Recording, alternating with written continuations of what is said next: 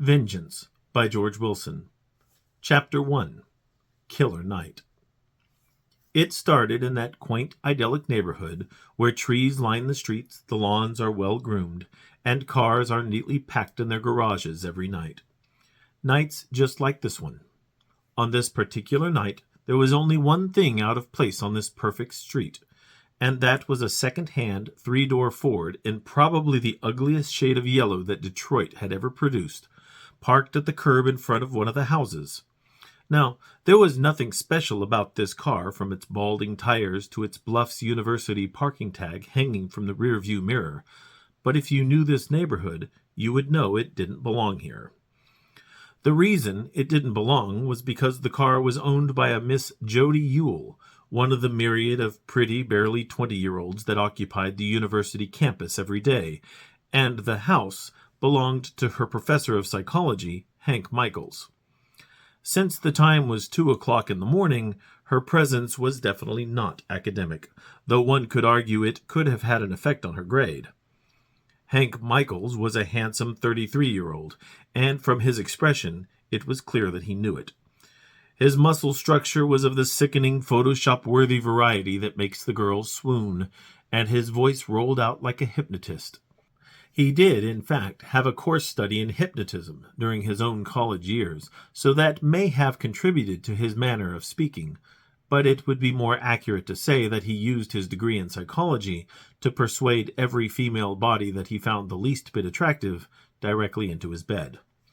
This was a skill he had not only mastered, but considering how many women I learned he had on his roster, I would say he had it down to an art. On this occasion, Hank and Jody lay next to each other following their nightly activity to this point, still breathing heavily. Though the lights in the room were off, they had the curtains open to allow the light from the moon and the street to pour into the room, which they felt added an element of getting caught, since, theoretically, anyone could see what they were doing, even though it would be physically impossible without some technology. She rolled over and rested her nude form on top of his, allowing their sweat to intermingle and the nerves of one to feel every inch of the other. "You like that?" she asked seductively, planting a kiss on his lips. "Mm-hmm," Hank responded in a very satisfied manner. She ran her finger in a circle on his chest. "So, how long can I stay tonight?" she asked, a bit of concern bleeding into her voice. "I told you," Hank said without a hint of hesitation. "All night." "I was just making sure you didn't schedule anyone after me," she said doubtfully, her expression resembling the girl she really was, despite her age. Hank smiled and gently ran his fingers down her smooth face, barely visible, but so attractive in the dim light. "Not tonight," he smiled, moving his hands down to rest on her bare hips. "Good," she said more jubilantly. She kissed him long and full on the lips, pressing her body hard against his before jumping out of bed and stretching momentarily beside him, knowingly allowing the light from the outside to barely highlight the lines of her body. He stared at every inch of her, desiring her once again. He reached out and touched her fingers as she stepped away. "Where are you going?" he asked, propping himself up on an elbow and reaching out to take hold of her body. He caught her hand again and pulled her close enough to kiss the space between her breasts. She grabbed his hair and held his face close for a moment before pushing him away. "What?" he asked innocently. "I thought I'd get cleaned up while you recharge for round 2, she said with a laugh while running a finger up his leg. She kissed him again before sauntering out of the room. Hank sighed, placed his hands behind his head, and rested on his pillow to stare at the ceiling with a smile. He turned his head to look out the window and saw what looked like a person standing there. He only saw a dark outline, but it looked like the person was dressed completely in black, complete with a black hood, which gave the appearance of the person having no face. In a panic, Hank rolled over to his nightstand to find his glasses. Because the image was blurred in his eyes, he couldn't be sure of what he saw, so he wanted to get another look. With his glasses in place, he turned back to the window, but no one was there. He breathed a sigh of relief and stared back to the ceiling to give his racing heart a chance to slow back down from the fright that the shadow of whatever it was had caused. Part of him could swear something was there, but he was quite willing to attribute it to a trick of the light. The bathroom in this house was not directly connected to the master bedroom, but rather it was just another room in the hall, where there were closed doors to 2 other bedrooms. An effort had been made to bring the bathroom out of its simple institutional white to some level of homeliness, with a shelf decorated with plastic plants from which hung a red towel. The toilet lid was hidden under a red fuzzy cover that matched the red fuzzy carpet that wrapped around the front of the toilet base, which helped grant a little warmth against the feet on the white tile floor. The vanity was littered with a combination of toothbrushes, an electric razor, a makeup bag that was open and spilling various makeup items, mouthwash, and a half bottle of hand soap. The mirror was framed, in a way, by more of the same plastic plant life that adorned the shelf. The cabinets under the sink retained their deep-stained brown, along with an ivory-colored marble sink and countertop to offset the white of the rest of the room. Even the shower where Jody now stood bathing in the stream of warm water only seemed half-finished, as the shower curtain was not built in as part of the house, but one of those expanding curtain rods to add a shower curtain to a tub that never had one, even though it has a shower head installed. Jody stood behind the semi-transparent shower curtain, calmly basking in the warmth flowing from the faucet over her body. She relished any opportunity to shower anywhere other than the dorms, so she was taking her time. Too many times in the dorms, someone would just walk in, or the hot water would suddenly run out, which made showering more of a chore than a method of relaxation. Glancing at the shampoo that Hank had in his shower, she couldn't resist using it, and slowly lathered up her hair. She had closed the door behind her when she entered, not so much to keep Hank out, but more to keep the steam from the shower in, so that the heat from the water would last a bit longer once she stepped back out of its protection into the open air. She was initially unaware of the door opening, since she was still concentrating fully on the task of clearing the shampoo from her hair, and so she never noticed the shadow that entered the room, its movements just visible behind the curtain. The suds from the shampoo trickled down her body to the tub floor, unaware of the shape slowly growing on the curtain as it approached her. She placed her face under the stream of water to rinse the shampoo from her eyes when she felt a slight breeze as a hand drew back the curtain. She assumed the best and laughed. "You silly boy, I told you I had to get cleaned up." Instead of feeling Hank's body wrap around her again, however, there was nothing. Not even a word from what she thought was someone standing right behind her in the shower. She knew she had felt a breeze of some kind. She rubbed her hands across her eyes to clear the water and turn her face in the direction of the opened curtain. She saw an indistinct shape through the steam and the water still clouding her vision. "Hank?" she asked uncertainly. After all, she thought, who else could it be? The shape became only as clear as a shadow, and fear gripped her as she realized that this strange figure was not Hank. Her first instinct was to cover herself, but she barely had a chance to do anything, as the shadow whipped the knife across her throat, spilling blood all over the tub and curtain, and depriving her of the breath she would need to scream.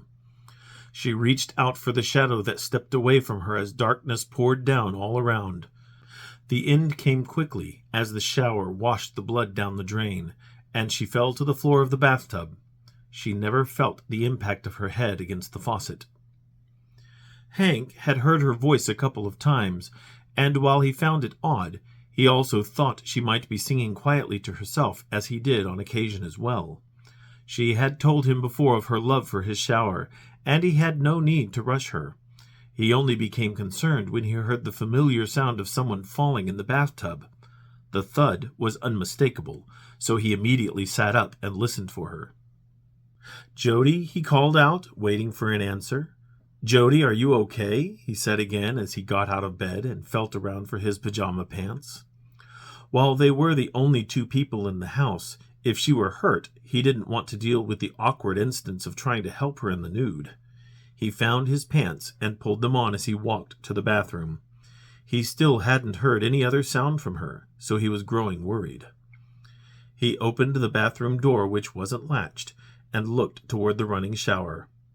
A splash of red ran down the inside of the curtain, which was pulled completely closed, and Hank felt his stomach leap into his throat. He hopelessly said her name once more as he reached for the curtain, while reading what he might find on the other side. In his heart of hearts, he hoped this was another stupid college prank, and that she would spring up saying that she got him. His gut, however, knew what he would find, and at the same time, he wondered how he would possibly explain how the student ended up in his shower in the middle of the night.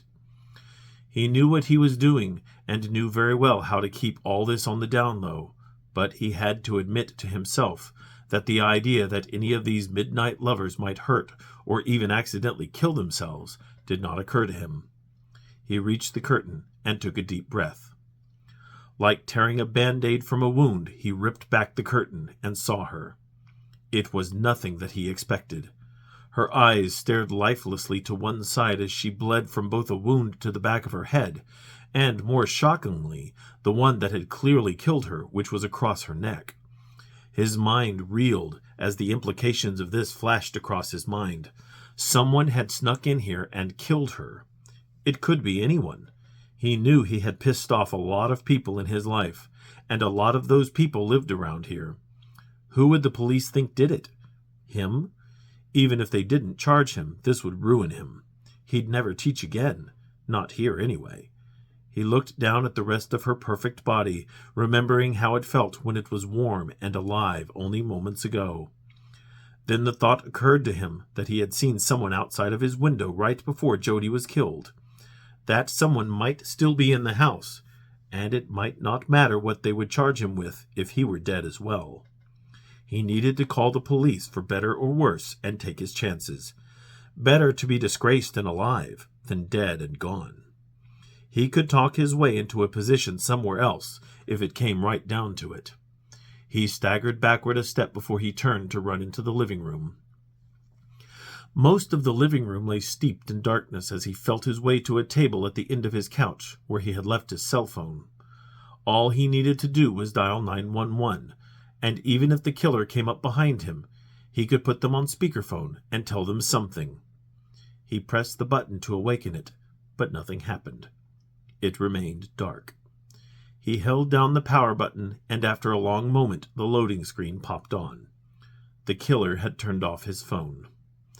It would not be able to make any kind of call at all for at least a couple of minutes while it booted.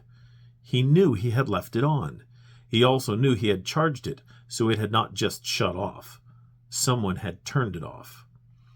He considered looking for the cordless phone that he knew was normally on the nightstand beside his bed, but he remembered that he and Jody knocked it off its cradle at some point, so he'd take just as long looking for it on the floor or under the bed as he would waiting for his cell phone to boot up. Besides, he was here now, and he didn't know where his intruder was. He tried to put the idea out of his mind and stared at the unchanging loading screen, desperately muttering, "Come on, come on." He heard a sound from the direction of his bedroom. It wasn't much, just a shuffle, but he knew what it had to be. His stomach found its way back into his throat as he turned to face whatever stood behind him. He gasped almost involuntarily as he saw the dark shadow he had previously seen at his bedroom window standing in front of him. It would be staring at him if it had a face, but it appeared in the dim light of the room as little more than a dark space, a shadow among shadows. He braced himself, expecting the worst at any moment, but instead of attacking him, the shadow figure reached up and removed the mask that obscured its face. Hank stared in disbelief. Even in the dim light, he knew the person standing in front of him, and what horror he had felt only moments before turned into a more terrified confusion. Not only was this the last person he expected, but he never thought her remotely capable of such an act. "What are you doing?" he asked. "Ensuring your vows are fulfilled," the figure responded in a low whisper that would have allowed a listener to decipher that the figure was female, but little else as to her identity. She had nothing to conceal from him, but undoubtedly speaking in her own voice would have broken the mood she had to be in to do what she felt needed to be done. She revealed her large butcher-style knife, Jody's blood still staining its surface. This was what he had expected, but the shock of the killer's identity caused Hank to stumble as he moved away from the woman who approached him. He bumped against the end table where he had previously kept his phone, lost his balance, and fell to the floor. His mind was gone, his feelings numb. The end was inevitable now.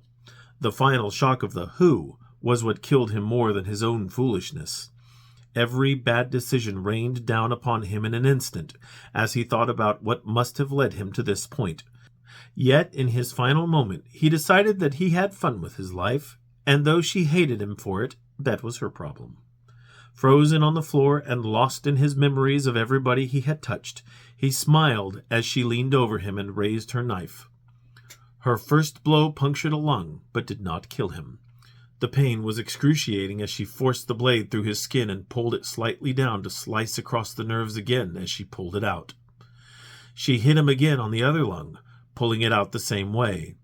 She hit both sides of his lower torso, and he screamed at each insertion, but still he did not die. She stabbed his shoulders, arms, legs, and stomach, and he realized that she was missing everything vital on purpose. He would bleed out eventually, but until she cut something that the body needed to survive, he would not die.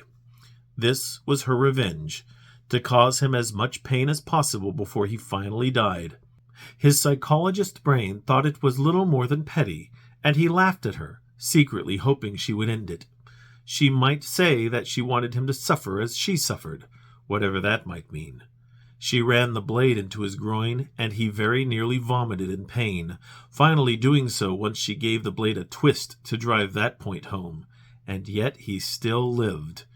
Finally, she ran the knife into his heart and gave it a twist. Hank's body spasmed once, and with the guttural sound of air leaving his punctured lungs, he died, grateful to be released at last.